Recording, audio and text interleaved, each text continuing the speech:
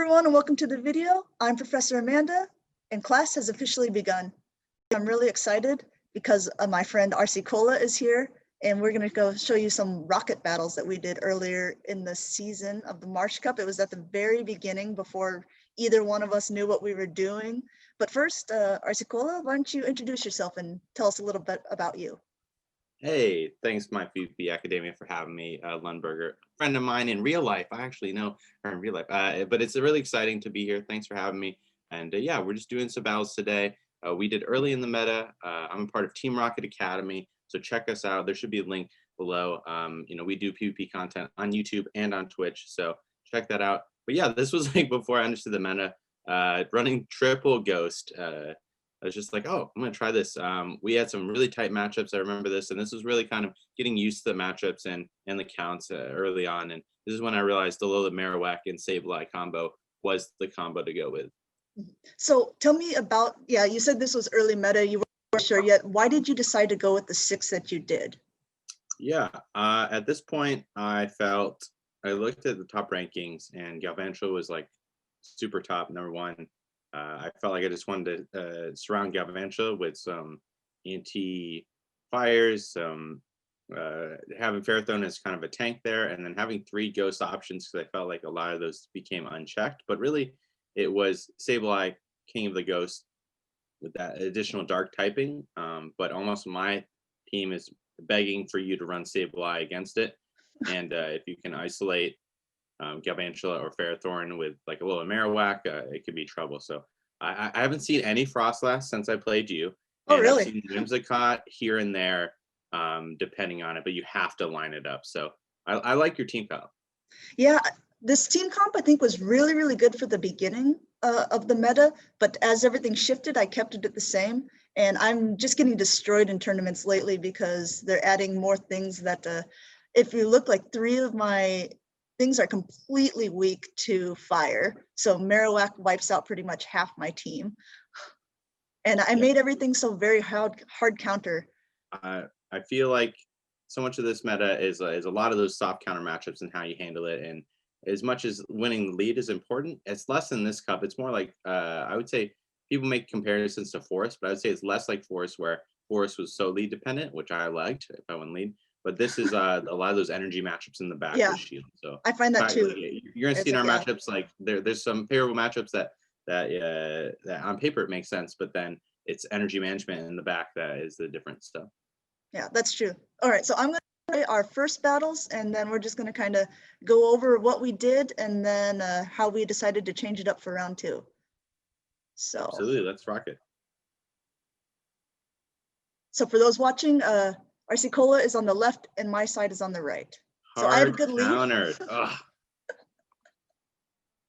So this at this point, like say swap Drift Blim, I was doing the double ghost here.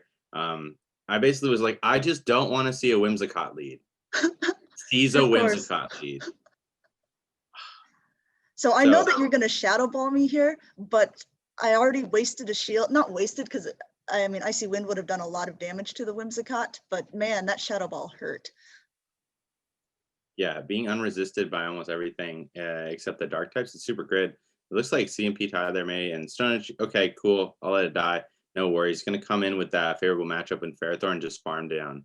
So now I know, okay, Ferrothorn's good to win a Whimsicott in the back. I just don't know what your third mon is, so we're going to see how it plays out here. Yeah, and to be honest, when I saw it was a Ferrothorn, I was pretty nervous because I know that Ferrothorn can take a Sableye, even shield scenario, but I noticed that you're saving up a lot of energy. Like, what was your thought with doing that? My thing was Ferrothorn needs to win both of these matchups. So really, I should have shielded that first foul play, but I was knowing that as soon as I swap in that Sableye, I'm going to get charmed down. So I really should have saved both shields for Ferrothorn here. And since you had the 1 shield here. So I think that was my misplay here, was because the Shadow Claws are really adding up. I should have double shielded Ferrothorn, was my win condition. Yeah, for me, I was thinking, oh, he's going to hit me and just die automatically to the Ferrothorn, and my Whimsicott's not even going to have a chance to see the Sableye again. So I really think, you maybe would have had that match otherwise, because here, I was like, Yes, oh, I'm that gonna was charm him awesome. down. And then I was like, Yes, oh no, okay, well, I can survive one and I can charm him down. No, he's got two. yeah, but the thing is, right? Like I shouldn't even have been at this point. I have like 1 HP. I'm double throwing, but the fact that getting to this point and then I get Shadow Claw down. I should have double shielded Ferrothorn. I left a shield on the bench, and at that point, Ferrothorn needed a little more health to survive with that. And the Sableye matchup was always going to come, and I should have brought it in slightly earlier, expecting the farm down anyway because I had so much health. I might as well conserve more health on Ferrothorn. So that was the misplay there. So what are your thoughts for going into round 2? Oh, I was gonna kill that Whimsicott. I was like, all right. So Sableye usually is a great safe swap if you don't have a Whimsicott on the team. It almost is like safe against almost anything in this meta. But since you had the Whimsicott, it made me really think on my toes. So I said, okay, I have to isolate the Whimsicott. I'm gonna bring a little Marowak. I'm gonna try and see if I can hard counter it in the back. But the problem is that Whimsicott can beat Galvantula, it can beat Swampert, it can beat Sableye. So I really have to win that sort of lead matchup RPS-ness of it to determine how my lineup is in the back. I almost advise battlers that's so much more important. Winning lead is great if you can assess it, but it's that secondary matchup, whether you lose lead or whether you win it, maintaining it or coming back on it. That secondary matchup is the most important matchup in Pokemon Go PvP. Yeah, I have to agree. My thoughts going into the second one was like, okay, he bring Marowak, and I need to like kind of play around a little bit more because the Ferrothorn is definitely deadly. So let's see what we decided to do for round 2. I'm definitely expecting Quagsire. Yeah, Quagsire is a staple on my team. I think he's the favorite one that I have. So Lose lead again for me. So I immediately switch out to my Sableye because, like you said, it's a really good safe swap. But you were very, very quick on that swap. Because I knew, okay, so first matchup you lose lead hard. Second matchup, or I'm sorry, first matchup I lose lead hard. Second matchup you lose lead hard. So now it's like that secondary matchup here, which technically Sableye wins this, but I'm gonna force shields here, expect out of ball, and you don't. The ballsy no shield there. I'm so surprised you didn't shoot that. So I just go straight Icy Wind here.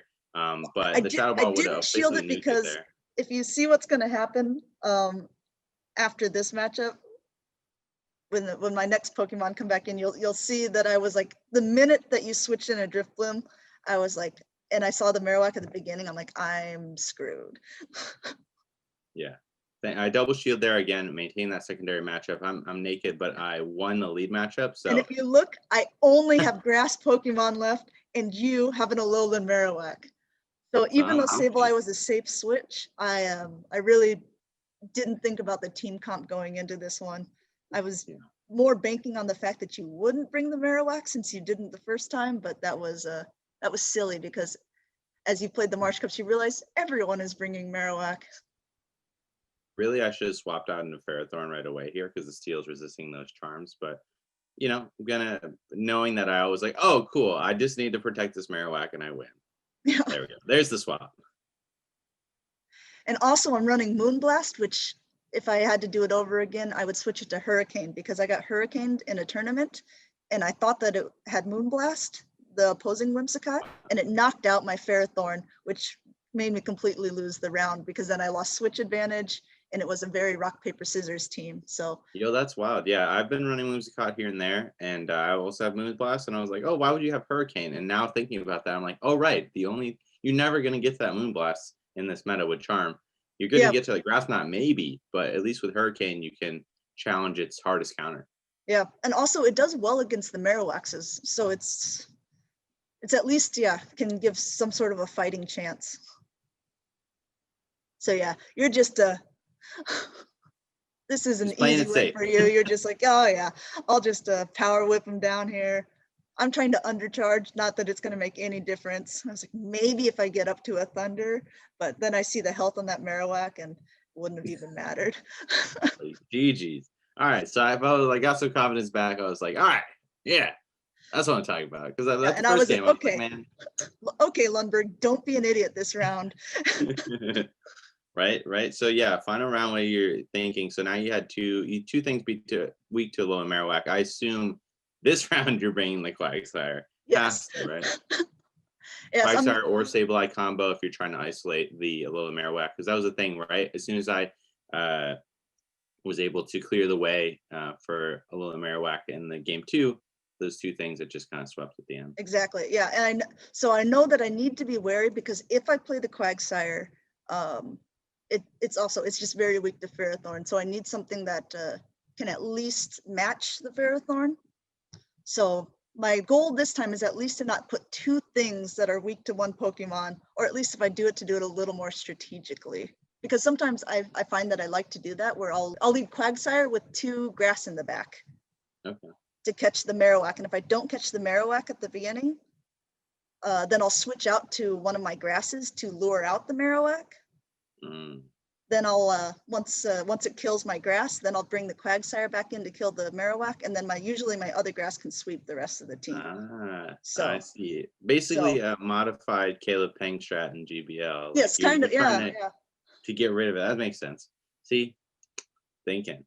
So I won't do something where I'll put 1 and then I'll just be like, here's my only hard counter to my grass. So okay. Anyway, we're both 1 and 1. No, it's good. It's good. So let's see. The stakes are final high. match here. Like, yeah, I just know I'm bringing a Alola Marowak. That's all I know. So what are your thoughts here?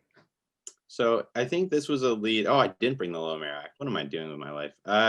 Yeah. So at this point, I think I expected you to lead the Quag, so that's why I led Ferrothorn.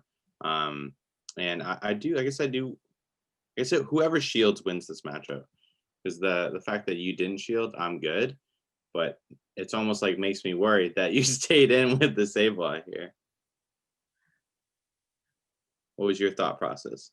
I was thinking that I was like, okay, it's a losing matchup, but it's not such a horrible loss that I can at least maybe gain some energy with the next thing that I bring in. Fair enough. Yeah. So I'm bringing feel Frostlass because, as anyone knows, Frostlass with even a little bit of energy advantage is deadly. Yeah. So I'm not messing around. I'm not baiting here. I'm going straight Shadow Ball. Should shield this. Feels bad, man. I mean, I'm gonna get a shield, well, it feels worse getting baited or getting balled. Yeah, right. So I shield there. I double shield there. I think that was my win con right now, because now I'm just kind of, I'm just dead in the water, because you're just gonna be able to, get my shield here. I might be able to farm you down before you get to the second avalanche, but this is tough sledding for sure. Oh, and you swap right away into Quagsire. Yep. Straight balling out. No, I bait here. I bait. That's smart. Okay. So I feel like I'm totally screwed here. My only play is if I can somehow get shields down and get the Ferrothorn on the Quagsire. So you have so much energy. What is your thought process? Yeah, and I almost didn't shield that, and then you had this amazing sack swap into the Ferrothorn, and I was like, this was my potential win condition, and I was like, so now it's just a race as to who can get to the move first, pretty much. Yep. So what it was what it was is I got the shield and I had a power whip. I threw right away, but your mud shot queued first. I was so pissed. I was like, oh man. And that was the moment, because if I was able to power whip there, I think that's the difference. And it was the you queuing the move quicker. I just needed just a sliver more health to take one mud shot, hit that power whip, and flip that match. Yeah, I mean, all of those matches, well, besides the one where you just ridiculously annihilated me with the Marowak, but the matches that I won were ridiculously close. I mean, the first one went down to 1 HP, and this one was down to 1 fast move difference. Yep. But that's what I'm saying. When you have the clear, amazing opponents on the other end, it can be either way. And it's always fun. True. When sometimes, we get a chance even if you don't switch out fast enough, or if you just second guess yourself for a split second, it can be what costs you a game. Yeah, if you, like you were talking about with Frostlass earlier, same applies to Sableye. Like, you get 1 or 2 fast moves ahead, those Pokemon can flip a lot of matchups. Whether it's Shadow Ball, whether it's Return, and you can be in a situation that that could be the difference in the match. So much is about those counting and energy management, as we talked about in Equid before. But yeah, it's cool to see the team comp alignments. It's not always the ones you think. And that last game, like, oh, I should have brought Marowak. Like, there's always the coulda, shoulda, woulda. But at the same time, win or lose, it's always fun, and always learning here. Being a part, it's always cool to learn from you guys as well, and working Yeah, we in really collaboration. loved all the collaborations that we did with Team Rocket this month. I hope we can do some more stuff in the future. And I really appreciate you coming on to talking through the strategy of the Marsh Cup with me. Yeah, Do you have absolutely. any tips for, there's still people that are finishing up their tournaments, probably some weighted tournaments that are still out there. Any advice for the watchers? I was gonna say, did you get a chance to wait yet? I did. I weighed the very first tournament that I did this month. I did a 5-2, so Nice. my weighteds are pretty good. I did a 7-0 for the Sunrise Cup and a 5-2 for Marsh. So I'm on a good track. How about yourself? I have not waited yet. There's At one all? tournament right now Okay. that's a non-live that, again, I'm not gonna jinx myself, but I'm doing well in. Good. But we'll see. I may wait that one, may wait another. But in terms of advice for battlers, still looking to wait tournaments. If you're still struggling with team comp, I will say a little shout out, self plug. We did do a winning teams video, so all the teams, people that had swept tournaments. So if you're really struggling with team comp, I definitely would check that out. Even if you just find, oh, this team, copy paste, I like that. If you're struggling with finding the meta and the analysis, right? You're newer to battling or something like that. In terms of something, just general facts that I like. I love Alola Marowak and Sableye combination. So naturally, you want to be able to pair it up with something anti-water, so like something anti-mud boy. So whether that's your grass of choice. Personally, I like Shiftry the best. We showcase Ferrothorn here. We showcase Whimsicott.